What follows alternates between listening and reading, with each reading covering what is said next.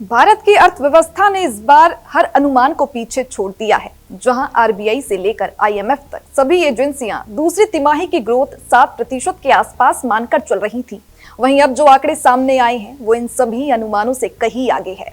वित्त वर्ष 2025-26 की दूसरी तिमाही यानी कि जुलाई से सितंबर के बीच भारत की रियल जीडीपी में शानदार 8.2% की बढ़ोतरी दर्ज की गई। यह सिर्फ पिछले साल की 5.6% ग्रोथ से बेहतर नहीं है, बल्कि पिछली 6 तिमाहियों में सबसे तेज है। पहली तिमाही में ग्रोथ 7.8% थी और अब 8.2%, यानी कि पिछले 6 महीनों में भारत ने औसतन 8% की रफ्तार हासिल की है।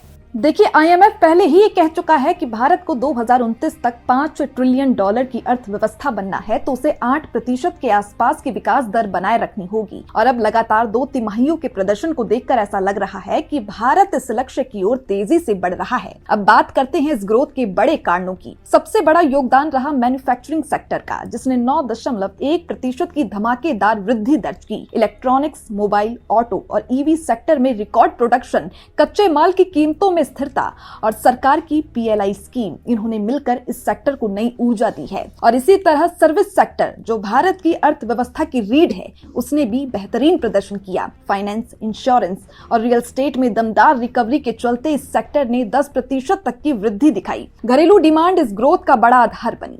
सरकार का इंफ्रास्ट्रक्चर पर आक्रामक कैपेक्स, सड़क, रेल और लॉजिस्टिक पर बड़ा निवेश और रिकॉर्ड जीएसटी कलेक्शन, इन सब ने मिलकर जीडीपी को और मजबूती दी है। सेक्टोरल आंकड़ों में भी साफ दिख रहा है कि अर्थव्यवस्था कई मोर्चों पर तेजी से आगे बढ़ रही है।